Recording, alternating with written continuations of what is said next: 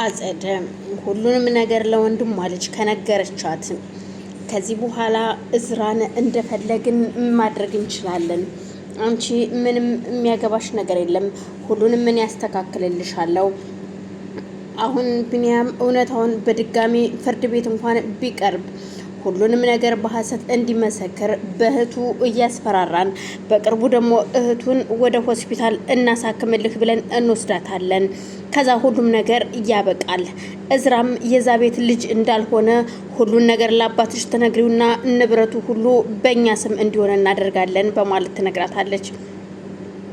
እጅግ በጣም እያዘነችውና የተበሳጨችው የወንድም ልጅ እሷም ወደ ቤት ትመጣና ቆይን የምልህ አባዬ ግን እኔን መቼ ነው ልጄ ብለህ የምጠራኝ? አንድ የተረገመ ዲቃላ ልጅ አገኘህ፣ እሱም ብቻ ልጄ ትላለህ። እኔን ግን አሳልፈህ ለፖሊስ ነበር ይሰጠኝ በማለት ስትጀምር፣ አንቺ ልጅ አርፈሽ ትቀመጭ አለሽ ወይስ አትቀመጭም? አዎ ሁሉን ነገር በስልክ ስታወሪ እየሰማውሽ እኔ ነኝ፣ ገዳይዋም አንቺ ነሽ። ስለዚህ ሀብል ምንም ነገር የለባትም። ሀብል ነፃ ናት። በእናንተ ሴራ ነው እሷ ወደ እስር ቤት የገባችው በማለት ይናገራሉ። ሀብልን ሄደው እንደጠየቋትና አይዞሽ ብለው አበረታተዋት ከእስር ቤት ስትወጣ ድጋሚ ደግሞ ድል ባለሰርግ እንደሚድሯት ይነግሯታል። አሁን ላይ እዝራ ያለው ነገር ወደ እሷ ሁሉ ነገር እንዳጋደለ፣ አዎ ከዚህ በኋላ ከሀብል ጎን መቆም አለብኝ። ሀብልን ከእስር ቤት ማስፈታት አለብኝ። ምክንያቱም ከዚህ በፊት ባዳምጣት ኑሮ ይሄ ሁሉ ችግር ባልተፈጠረ ነበር። አሁን ኩኩሻን ደግሞ ማግኘት አለብኝ። የኩኩሻን ስልክ ደጋግሞ ሲደውልና ሲሞክረው ስልኳ ዝግ ነበረ። እሱ የመሰለው ምናልባት እናጸደ ይህን ነገር አይተውን አስቁል ለማስቆም እንደሱ ምናልባት ስልኳን እንድትዘጋ አድርገዋት ይሆን እንዴ የሚለው ጥርጣሬም ከውስጡ አልጠፋም። ግን ደግሞ እንደምንም ብዬ ማግኘት አለብኝ። ኩኩሻን አግኝቼ ቢኒያም ለተባለው ልጅ እና ደግሞም የታመመችውን እህት የት እንዳለች ማየትና ማግኘት እንዳለበት ለመጠየቅ ኩኩሻን እንደምንም አግኝቶ መንገድ ላይ ቆሞ እየጠበቃ ስለነበር ድንገት በምታልፍበት መንገድ ያገኛታል። ኩኩሻ አሁን ላይ የቤት ልጅ ለመሆን እየሰለጠነች ነው። ምክንያቱም ሁልጊዜ ሱሪ ከምትለብስና ሁልጊዜ በጡታ ከምትንቀሳቀስ ቀሚስ እንድትለብስና ሴት እንድትመስል ለማድረግ መነን እየተሯሯጠች ነው።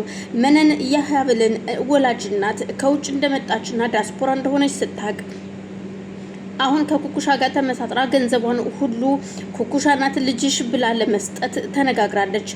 አብል ከእስር ቤት ስለሆነች የምታውቀው ታሪክ የለም። ግን ደግሞ ሁሉን ነገር የኔ ገንዘብ ማድረግ አለብኝ።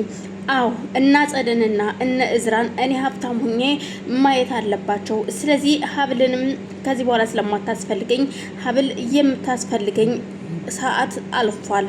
ከዚህ ልጅሽ እሷ ናት ብዬ በእሷ በኩል ማግኘት አለብኝ እንጂ ሀብል ልጇን መሆኗን ካሳየዋት ትክክለኛ ልጇን ሀብል ምንም አይነት ገንዘብ ልታሰጠኝ አትችልም። ሲቀጥል ደግሞ ያደረኳትን ሁሉ ነገር ለእናቷ ከነገረቻት እናቷ እንደ ጠላት ስለምታየኝ ምንም ገንዘብ አልሰጠችኝም ስለምትል ላትሰጠኝ ስለምትችል ያለኝ አማራጭ እችን ልጅ መጃለስ ነው በማለት ከኩኩሻ ጋር ተነጋግራ ኩኩሻም የገንዘብን ነገር ስለሚያስፈልጋት ተስማምታ የቤት ልጅ ለመሆን ሞክራለች። እናም ቀሚስ ለብሳ ድንገት በመንገድ ስትሄድ እዝራ ያገኛታል። እዝራም እየፈለጋት እንደነበረና እንዴት እንዳማረባት ሲነግራት እና እንዴት ነው ቆይ ለምን እዚህ ጋር ጠበከኝ ስትለው እዝራ ስልክሽን ስሞክረው ደጋግሜ ስልክሽ አይሰራም ዝግ ነው እና መባክሽን ፈልጌሽ ነበረ። ለማንኛውም በጣም አምሮብሻል። አይ በዚህ አለባበሴ አይተኸኝ አታውቅም ታውቃለህ። አሁን እየተለማመርኩ ነው ሴት ለመሆን ስትለው አይ በጣም አምሮብሻል፣ የእውነት እያምርብሻል እንደዚህ አይነት አለባበስ ሲላት ምን ማለት ነው?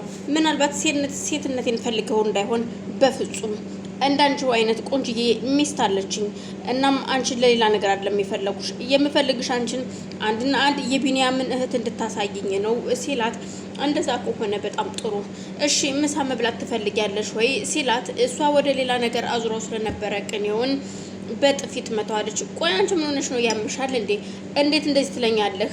እንዴት ነው እንደዚህ የምትለኝ ስትለው እኔ እኮ ያልኩሽ ምሳ ትበያለሽ ወይ ነው እንጂ ሌላ ነገር አላልኩሽም ሲላት ይቅርታ እንደዛ ነው እንዴ ያልከኝ?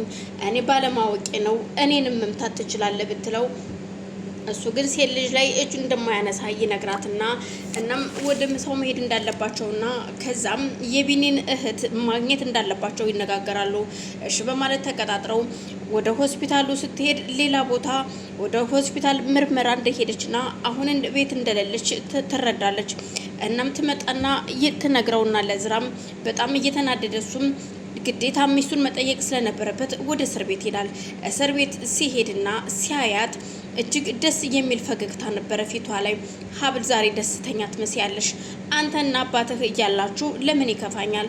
አዎ ደስተኛ ነኝ። ጋሻም መተው ጠይቀውኝ ነው ሄዱት እና ታዲያ አንተም እያለህልኝ የኔ ውድ ባል ስትለው የእውነት ሀብል በጣም ነው የምወድሽ፣ በጣም ነው የማፈቅርሽ።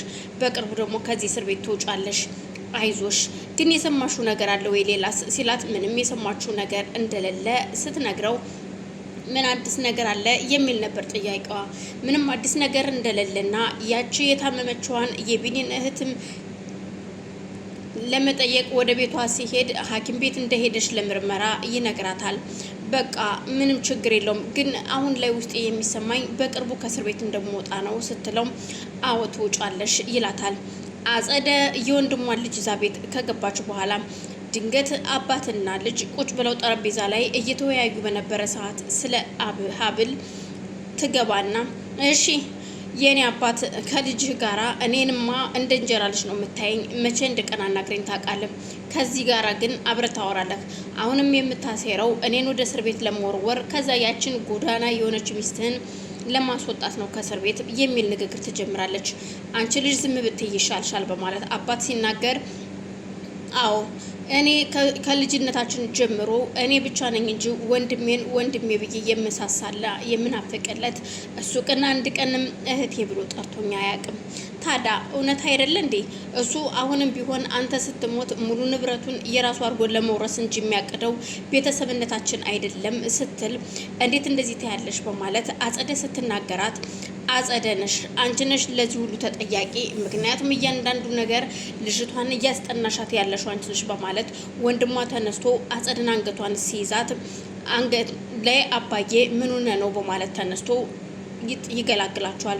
እዝራም አባቱን ይዞ ወደ ወንበር ላይ ቁጭ ካደረገ በኋላ እች ልጅ ካጠገቤ እንድትወጣ አድርግልኝ፣ አንቺ ሰይጣን ከዚህ ቤት መውጣት አለብሽ በማለት ወንድምና እህት ይያዛሉ።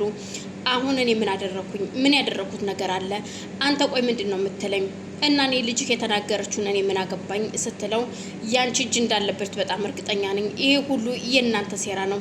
እመኝኝ አጸደ ከዚህ ቤት አወጣሻለሁ በማለት ወንድሟም በጥፊ በድጋሚ ይመታታል። እንዴት እንደዚህ ትናገረኛለህ በማለት እሷን ፊቷን ይዛ አንተ ለነገሩ ቤተሰቦችም አይወዱኝም ነበር ወላጆቼ፣ አንተም ወንድሜም ወላጆችን ሆነህብኛል